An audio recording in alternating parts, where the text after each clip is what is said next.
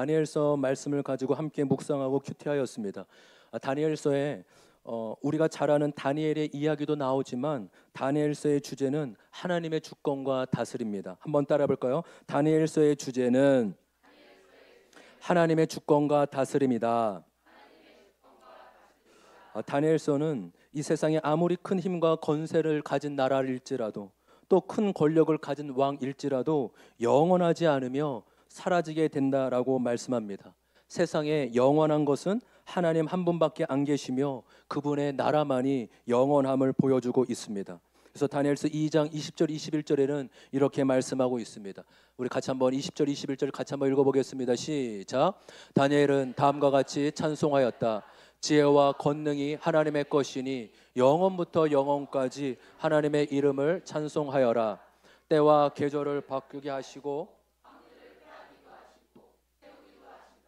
지혜 있는 지혜를 주시고 청명한 사람에게 지혜를 주신다. 아멘. 할렐루야.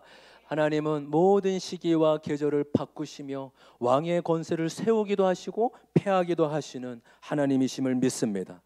하나님이 다스리시고 영원부터 영원까지 주관하심을 말씀하고 있죠. 여러분, 오히려 힘을 가진 제국 사이에 아무런 힘도 없고 보잘것없는 남유다가 큰 강대국 사이에 끝까지 살아남는 것을 보여줍니다. 그것은 하나님이 유다 백성들을 택하시고 부르셨기 때문임을 믿습니다. 여러분, 그렇기에 다니엘서는 힘을 가져 보이는 세상 속에서 연약한 믿는 우리가 어떻게 살아가야 할지를 보여주고 있습니다.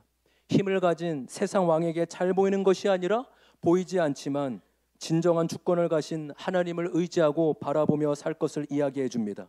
여러분, 그렇기에요. 믿음은 세상 속에서 현실 속에서 나타나는 것입니다. 여러분, 믿음은요 결코 추상적인 거나 똥구름 잡는 식이 아니에요. 여러분, 복음학교가 왜 월요일부터 토요일 5시까지 하는지 아십니까? 월요일날 오전 9시 시작하는데요 9시 1초라도 늦으면 부산에서 왔어도 제주도에서 홍천까지 왔어도 못 들어갑니다. 왜냐하면 그만하면 하나님의 은혜는 값없고 무조건적인 사랑이지만 때로는 우리의 삶을 내려놓고 정말로 큰 희생을 치르고도 그 하나님의 그 놀라운 능력을 경험하기 위함인 것이죠. 그래서 정말로 그 일주일 동안 다른 게 아니에요. 정말 말씀 강의만 들어요. 창세기부터 요한계시록에 나타난 그 십자가의 능력, 십자가의 복음이 어떻게 우리에게 다가오고 말씀하고 있는지. 그래서 정말로 이것이 믿음이 추상적이고 뜬구름 잡는 게 아니라 삶의 모든 영역 가운데 드러나며 나타나는 것임을 믿습니다.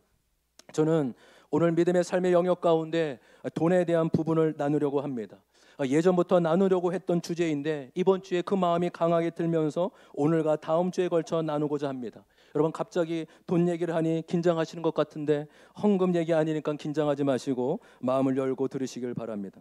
우리 한국교회가 10의 1조에 대한 부분에 대해서는 크게 강조하였지만 오히려 나머지 이 10의 9조에 대해서는 성경적인 재정관이 많이 부족하지 않았나 생각이 듭니다. 성경이 말하는 재정관을 배우고 훈련받을 기회가 많이 없었다는 것이죠. 실제적인 이야기인데 신실한 집사님이신 것 같습니다. 얼마나 은혜를 사모하냐 하면 말씀을 들으면 그것을 꼼꼼히 메모하고 적용할 말씀에 대해서는 밑줄을 치고 별표도 칩니다. 또 그 말씀을 시간이 지나 다시 돌아보고 그대로 살지 못하고 있으면 다시 기록하며 순종하려고 힘쓴 집사님이십니다. 그렇게 신앙생활을 간절하게 하신 분인데 이분이 사업하시는 분이었다고 합니다. 그런데 어느 날 사업이 갑자기 어려워지다 보니 같이 거래하는 어떤 업체와 맞보증을 서게 되었습니다. 여러분, 그러면 그렇게 되면 어떻습니까? 잘 되면 상관이 없겠죠. 그런데 한쪽이 문제가 생기게 되면 둘 다 망하는 거죠. 보증이 이렇게 무서운데 이분이 맞보증을 선 겁니다. 그런데 자신의 회사는 잘 되고 있는데 보증을 서줬던 회사는 완전히 부도가 나버린 것입니다. 그러니까 그 회사가 진 빚을 보증 서준 자신의 회사가 책임져야 되는 거잖아요. 그래서 이 집사님이요 완전히 망하고 부도가 나버렸습니다. 이 신용 불량자로 전락이 되고 그래서 먼저 교회 가기 전에 하나님 앞에 무릎을 꿇고 간절히 기도했습니다. 엄청 울면서 하나님, 제가 하나님을 그토록 지금까지 어떻게 섬긴 거 아시지 않습니까? 말씀대로 살려고 순종하려고 했던 제 마음의 중심을 아시지 않습니까? 근데 왜 저를 이렇게 납두십니까? 그렇게 하나님께 기도하고 목사님을 찾아갔습니다. 목사님, 제가 어떻게 살았는지 목사님 잘 아시지 않습니까? 왜 저에게 이런 일이 일어났나요? 그랬더니 목사님이 이렇게 얘기했다고 합니다. 집사님, 성경에 보증 서지 말라고 했는데 왜 보증을 서서 그렇게 됐습니까? 그 말을 듣자마자 집사님이 이렇게 얘기했다고요. 목사님, 왜 저에게 그것을 말씀해 주지 않았나요? 수십 년 동안 제가 이 교회를 다녔는데 왜 성경에 보증을 서지 말라는 말씀을 왜 한 번도 제대로 가르쳐 주지 않았나요? 그 목사님이요, 그 집사님의 말을 듣고 주님 앞에 회개하며 집사님께 용서를 구했다고 합니다. 여러분, 돈은 힘이 있어요. 돈은 오늘날 하나님과 견주할 만한 힘을 가지고 있습니다. 그렇기에 돈에 대해 성경적인 자세를 갖는 것이 중요함을 믿습니다. 돈을 어떻게 다루는 것은 신앙에 아주 큰 영역이죠. 복음서에 보면 예수님이 비유로 자주 말씀하시는데 복음서에 예수님의 비유가 38번이 나옵니다. 그 중에 반 정도 16번이 돈에 대한 재정에 대한 비유입니다. 성경 66권 중에 기도에 대한 구절이 5,009절 정도 나오고 믿음에 대한 구절이 490절도 됩니다. 근데 돈과 재정에 대한 구절이 어느 정도 나온지 아십니까? 23,509절 정도 나옵니다. 성경은 돈과 재정에 대해 많은 부분을 할애하며 돈과 믿음이 상관없는 것이 아님을 보여줍니다. 오히려 우리가 어떻게 돈을 다루냐에 따라 하나님과의 관계가 아주 큰 영향을 미치고 있음을 보여줍니다. 여러분, 그렇다면 우리 그리스도인들은 돈에 대해 어떤 자세를 가져야 할까요? 첫 번째, 돈은 돈일 뿐 돈을 사용하는 사람의 몫이라는 겁니다. 한번 따라해 볼까요? 돈은 돈일 뿐 돈을 사랑하는 자의 몫이다. 여러분, 오늘 말씀 한번 보십시오. 디모데전서 6장 10절입니다. 10절 말씀 같이 한번 읽어보겠습니다. 시작. 돈을 사랑하는 것이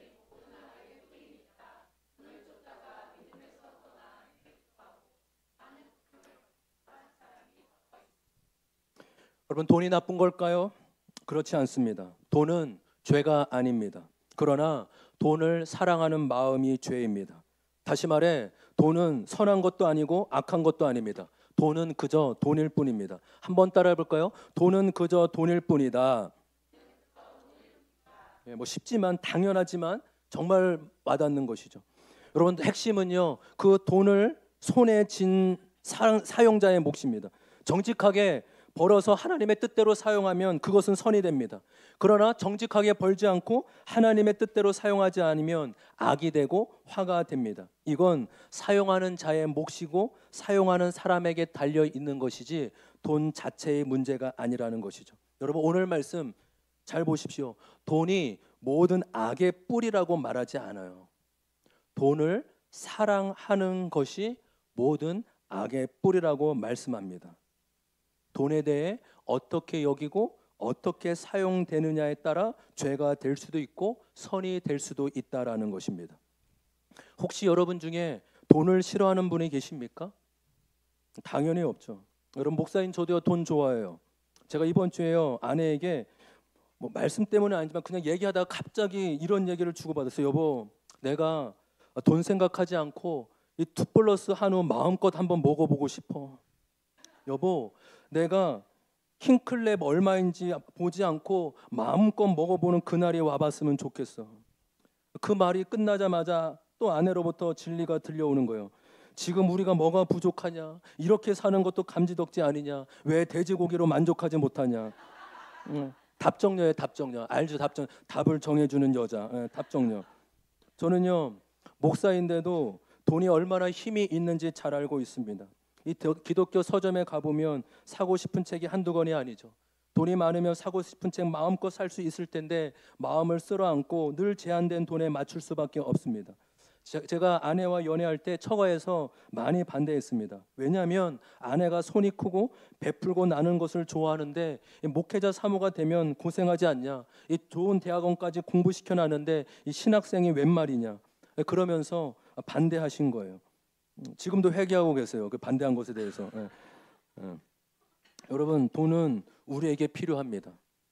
일용할 양식을 구해야 합니다.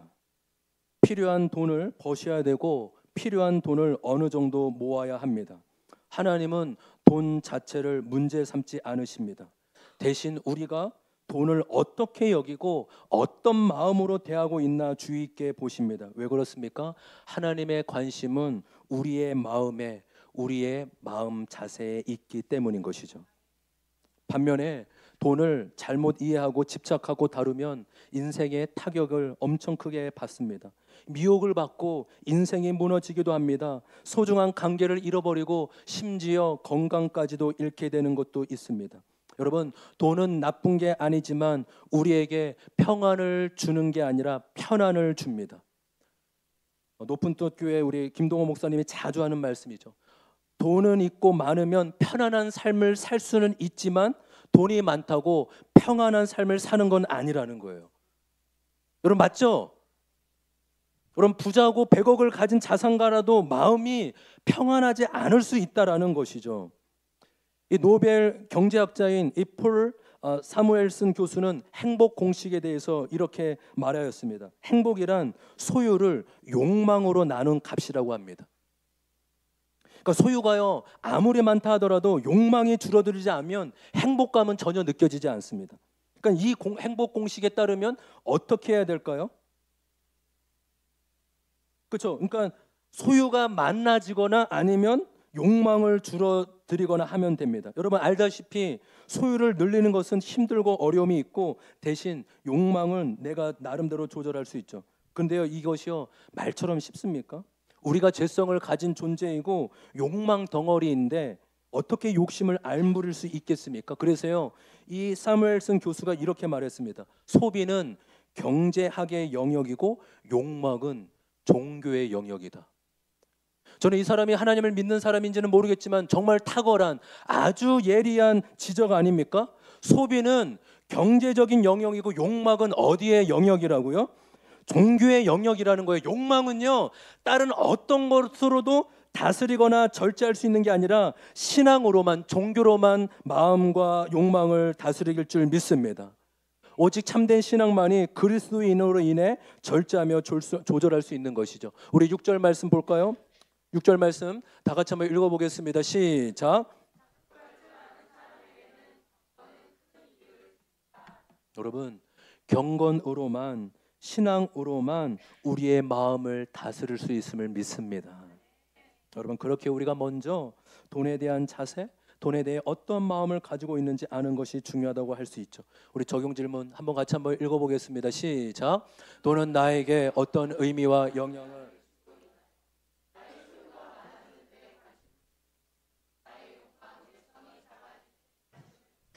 물론 어디 한 부분만 관심을 두는 건 아니죠. 그렇지만 내 삶의 어디 부분에 더 초점을 맞추고 목적을 두고 있는지 다시 한번 우리의 삶과 우리의 마음을 점검하길 원합니다. 두 번째로 돈을 내가 다스리고 있는가, 돈이 나를 다스리는가입니다. 여러분에게 묻습니다. 여러분은 돈을 다스리고 계십니까? 돈이 여러분을 다스리고 계십니까? 여러분의 돈을 끌고 가십니까? 아니면 돈에 끌려가고 있습니까? 우리는 자본 시대에 살고 있죠. 돈이 신인 시대, 돈이 만물 만능 시대에 살고 있습니다. 여러분 이미 이 설문조사가 나온 지 10년이 됐습니다. 어떤 설문조사냐면 10년 전에 이 젊은 다음 세대 젊은 친구들에게 어떤 설문지는 7천 명이라고 하고 어떤 설문지는 2만 명 정도라고 이 기사에 많이 나오죠. 요즘에 다시 부각되고 있더라고. 10억을 준다면 1년간 감옥을 가겠는가라는 유명한 설문조사예요. 그 10억을 줄 테니까 1년 감옥 들어가 있을래?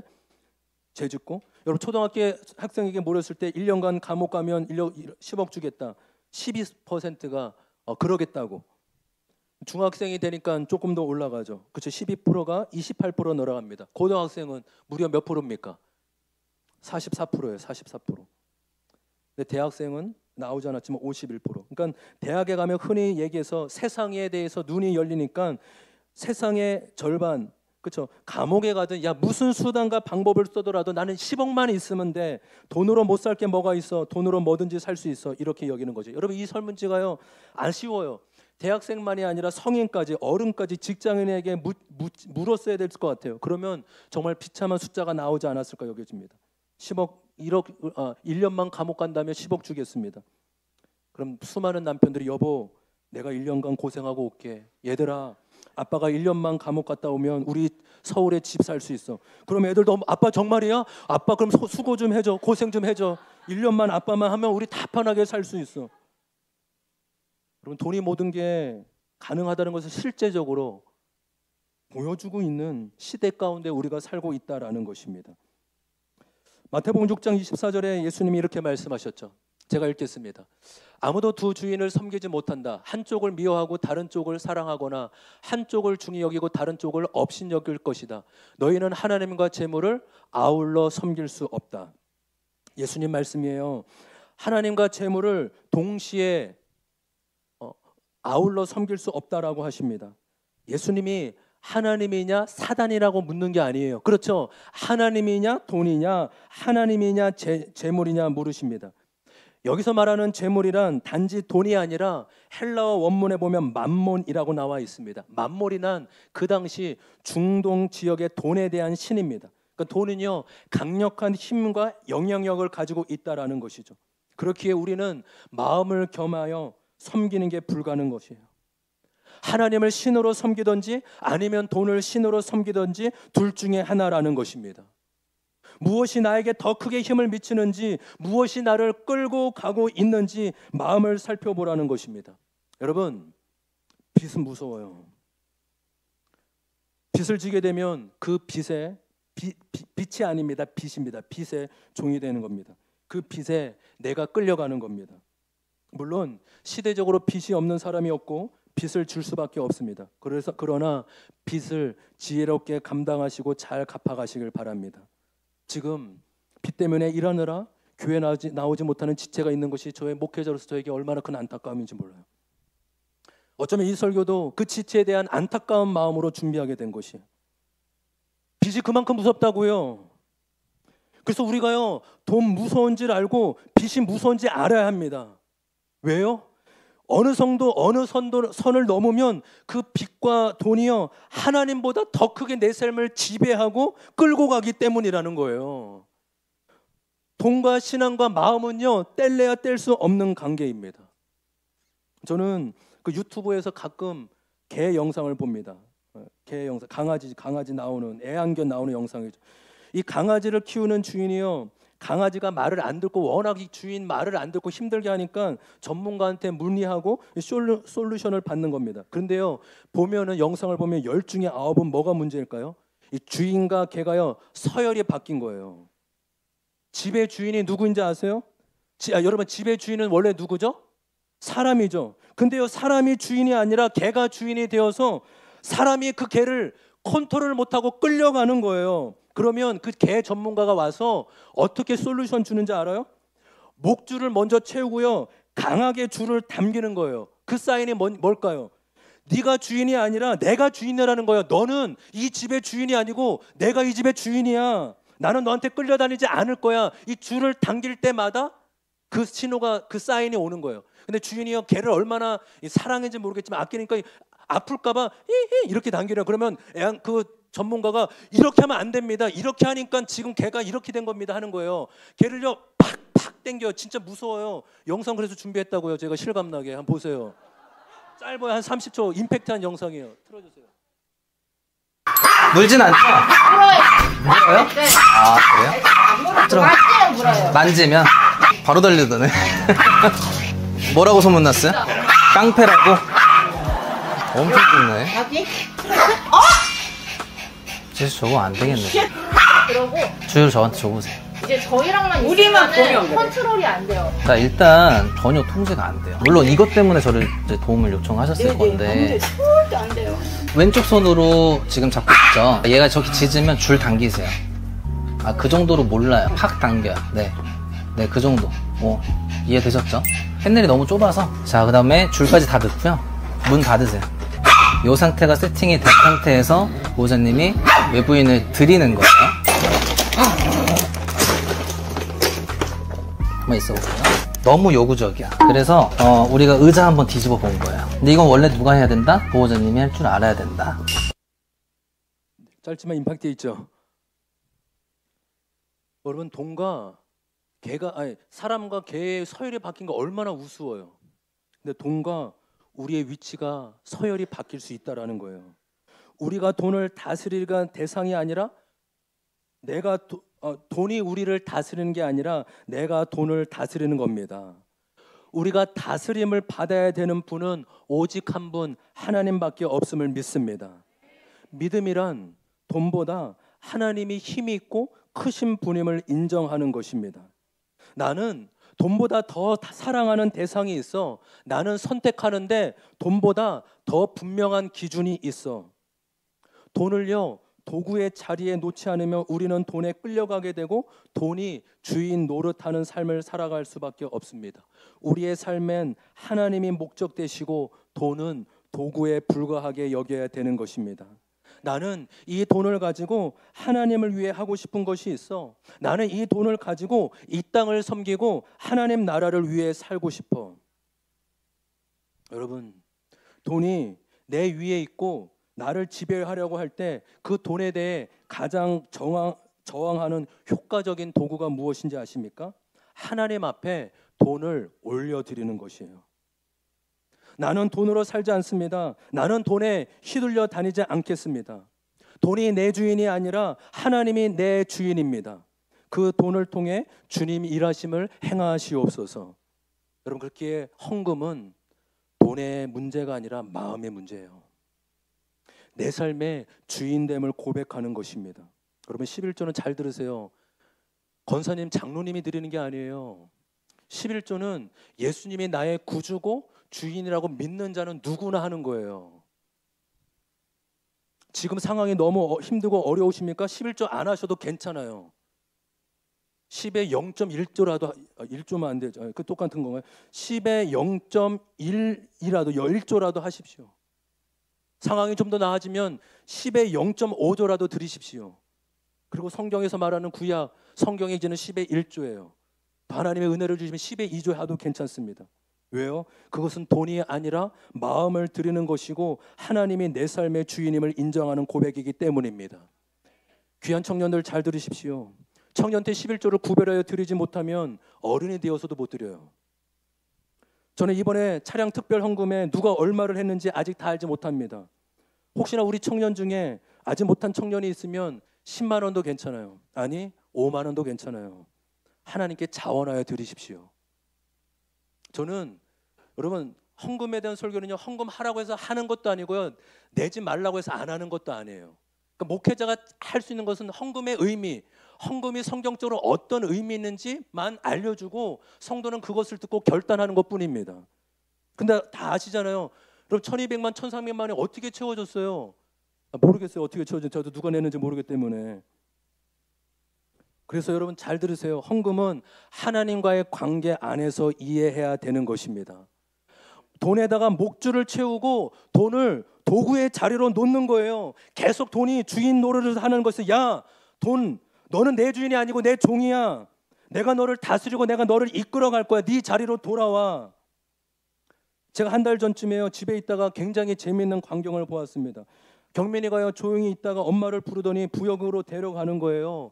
조금 있다가 갑자기 아내가 엄청 크게 박장대소를 하는 겁니다. 경민아, 경민아, 너 이거 어디서 본 거야? 물으니까 뭐 할아버지한테. 저는 무슨 일인지 몰랐어요. 근데 이렇게 무슨 일인가 보니까 이 경민이가 엄마를 부엌으로 부르더니, 엄마 잠깐만 내가 줄 게 있어 하더니 자기 손을 엄마 주머니 속에 놓고 꺼내는 겁니다. 그래서 아내가 꺼내 보니까 그 주머니에 10,000원이 있었던 거예요. 그러니까 엄마한테 그 할아버지한테 받은 용돈 중에 10,000원을 주고 싶어서 엄마를 구석으로 데려가 주머니에 넣어준 겁니다. 우리 알잖아요. 어른들이 자녀들 넣어둬 이거 우리 그거더라. 제가 딱 그거 보니까 넣어둬. 할아버지 따라 한 거예요. 경민이가 그거 보고 그거 그렇게 재미있고 보기가 좋은 겁니다. 왜요? 엄마를 위하는 마음이 느껴져서. 여러분, 돈에 끌려다니지 마시고 돈의 목줄을 채우고 하나님 앞에 아름답게 드리십시오. 하나님의 필요에 따라 교회를 위해 쓰시든지 이웃을 위해 쓰시든지 선교와 구제를 위해 아름답게 쓰시기를 바랍니다. 돈의 목줄을 채우고 필요에 따라 주님께 올려드리기를 축복합니다. 우리 적용 질문 같이 한번 읽어볼까요? 적용 질문입니다. 시작. 돈이 내 주인이 될 때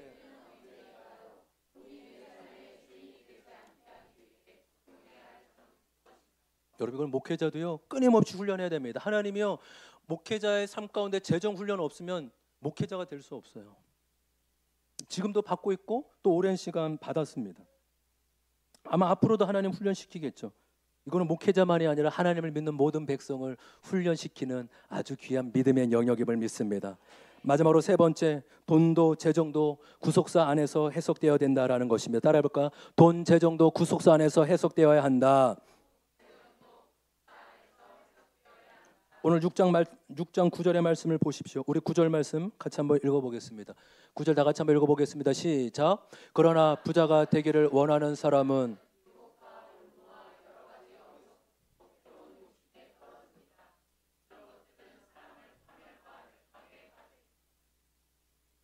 우리는 모두 부자가 되고 싶어 하지만 아주 위험할 수 있다는 것입니다. 어떤 위험이냐면 그 많은 돈으로 인해 파멸과 멸망에 빠질 수 있다는 것이죠. 여러분, 교회 나와 예수님만 믿게 되면 부자가 되고 잘 살게 되면 전도가 얼마나 쉬울까요? 예수 믿었더니 사업이 대박이 나고 성공한다고 하면 아마 교회는 미어 터질 것입니다. 오지 말라고 해도 오겠죠. 그런데 오히려 이런 경우보다 교회 다니다가 나쁜 사람한테 사기를 당하는 경우, 유산을 못 받게 되는 경우, 직장에서도 예수 믿는다는 이유만으로 승진이 안 되고 거래처로 끊어지고 하는 경우가 오히려 더 많이 일어납니다. 왜 그럴까요? 가난해져서 교회에 나오게 된 경우는 수두룩 많지만 부자가 되어 교회에 나오게 된 거는 저는 거의 본 적이 없습니다. 물론 없다고, 전혀 없다, 빵프로다 말할 수는 없겠죠. 그럼 몇 프로나 되겠습니까? 자신의 삶 믿지 않았는데 부자가 돼서 야 진짜 하나님이 살아계시구나 해서 교회 온 사람이 얼마나 될까요? 탕자가 언제 하나님께 돌아옵니까? 돼지 먹는 열매도 얻기 어려워 굶어 죽게 되었을 때 아버지 집으로 돌아옵니다. 탕자가 아버지의 유산을 달라고 했는데도 아버지가 주었죠. 어차피 다 망할 걸 알았지만 아버지는 알았지만 아버지의 마음을 알기 원했던 것 같아요. 그때라도 돌아오기를 바라셨던 것 같습니다. 돌아와서 보니 그 지긋지긋한 아버지 집이 천국임을 알게 되었습니다. 하나님은 때로는 재정의 어려움을 통해 우리에게 다가오시고 우리의 영혼의 구원의 일을 하시는 분이심을 믿습니다.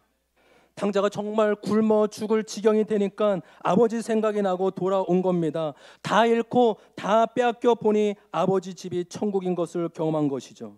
여러분, 그러니까요, 부자니까 돈 받았다, 복 받았다, 가난하니까 복 못 받았다, 이렇게 쉽게 판단하면 안 되는 것입니다. 하나님은 재정 고난을 통해 돈보다 하나님의 구원이 우리를 향한 거룩이 더 중요함을 보여주십니다. 우리 전병희 권사님이 예수님 믿기 전에는 보험으로 연봉이 몇 억씩 되었다고 하잖아요. 그때 권사님을 만났어야 되는데 그때는 전혀 누군지도 몰랐어요. 그런데 예수님을 믿고 나서부터 인생이 꼬이고 재정 고난이 시작되는데 참으로 인내하는 시간을 주님께서 보내게 하십니다. 여러분, 이게 정말 구속사로 해석되지 않으면 이런 인생이 어떻게 다 있어요? 하나님 믿지 않을 때 그렇게 잘 나가고 그렇게 백화점 VIP, 좀 VIP가 뭔지를 모르겠어요. 하여튼 VIP였대요. 이렇게 가면 막 이렇게 대접하고 그때 만났어야 되는데 왜 지금 와서 모셨는지. 죄송합니다. 이거 그냥 농담이니까 다들 또 너무 세속적이다 이렇게 보지 마시고.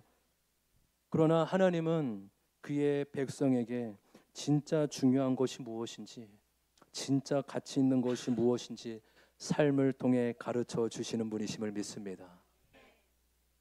여러분은 가난하길 원하십니까? 부자가 되길 원하십니까? 당연히 부자가 되고 싶을 겁니다. 그런데 부자가 되는 것을 무서워하라고 성경은 말합니다. 예수님께서 부자가 천국에 들어가는 것이 낙타가 바늘 구멍 들어가는 것보다 더 어렵다고 하셨습니다. 부자가 되니 마음이 여유로워지고 편안해집니다. 크게 하나님을 찾고 의지할 필요성을 느끼지 못합니다. 삶이 공고하고 궁핍할 때는 하나님을 찾고 간구하였는데 이제 뭐 그런 간절함도 없습니다. 그러니 부자가 되는 것이 두려운 것이고 더 걱정을 해야 됩니다. 가난해져서 걱정해야 되는 게 아니라 부자가 되는 것을 걱정해야 되셔야 돼요. 이게 성경의 원리라고요. 성경의 이야기라고요. 이스라엘 백성들이요, 광야에서 지나는 동안은 정말 딱하게 꾀죄죄하게 지냈습니다. 옷 한 벌로, 옷신 하나로 40년을 보내고 맨날 똑같은 음식 만나와 메추라기로 40년을 버텨야 했죠. 그런데 그 꾀죄죄한 시간 가운데 늘 하나님을 바라보고 의지할 수밖에 없었습니다. 그러나 가나안 땅에 들어가게 되면서 이제 내 집도 생기는 거예요. 이제 내 땅도 내 농사도 짓고 안정되게 잘 살게 된 것입니다. 근데 하나님이 오히려 이런 상황을 더 걱정스럽게 살펴보셨습니다. 신명기 8장 제가 읽겠습니다. 당신들이 배불러 먹으며 좋은 집을 짓고 거기에서 살지라도 또 당신들의 소와 양이 번성하고 은과 금이 많아져서 당신들의 재산이 늘어날지라도 혹시라도 교만한 마음이 생겨서 당신들을 이집트 땅 종살이하던 집에서 이끌어내신 주 당신들의 하나님을 잊어버리는 일이 없도록 하십시오. 풍족하게 되었다고, 이제는 삶에 어려움이 없다고, 이제는 여유롭다고 하나님을 잊어버릴까? 여러분 조심하십시오. 여러분, 하나님의 생각과 우리의 생각이 이렇게 다른 거예요. 우리는 너무나 부자가 되고 싶은데 하나님은 우리가 부자가 되는 것을 염려가 된다 하십니다. 그 돈으로 인해 하나님을 잃어버리게 될까 봐 그런 것입니다. 그러니까 여러분, 성경이 말하는 부자가 되고 싶다면 부자가 되는 준비를 하십시오. 부자가 되었을 때 오히려 더 기도를 많이 하고 오히려 더 말씀으로 내 죄를 보고 겸손한 사람이 되도록 제대로 준비하셔야 됩니다. 그렇지 않으면 오히려 오늘 말씀처럼 부가 나를 멸망과 파멸로 몰고 갈 수 있다라는 것입니다. 여러분, 부는요 내 노력으로만 되는 게 아니라 하나님이 해 주시는 것입니다. 철저한 청지기 사명으로 관리할 수 있는 자에게 하나님이 맡겨주시는 것이죠. 마지막으로 오늘 본문 8절의 말씀입니다. 8절 말씀 다 같이 한번 읽어보겠습니다. 시작. 우리는 먹을 것과 입을 것이 있으면, 아멘. 예수 믿는 자의 정체성이 있습니다. 그것은 자족하는 삶을 사는 것입니다. 자족은 자포자기가 아니라 현재 하나님이 허락한 상황을 만족하는 것입니다. 하나님이 허락한 상황이면 가난해도 부유해도 아무 상관이 없는 거예요. 다윗이 사망의 음침한 골짜기를 다닐지라도 해를 두려워하지 않는 것은 통장에 잔고가 쌓여 있기 때문이 아니었습니다. 그 힘든 상황에서도 여전히 하나님이 나와 함께 하시기 때문에 그 하나님의 이름을 붙들고 나아갔기 때문입니다. 가난해도 자유한 사람, 부유해도 자유한 사람, 정말 멋지지 않을까요? 정말 하나님이 원하시는 사람, 가난해도 자유하고 부유해도 자유한 사람. 마지막 적용 질문 같이 한번 읽어보겠습니다. 다 같이 읽겠습니다. 시작. 가난한 것보다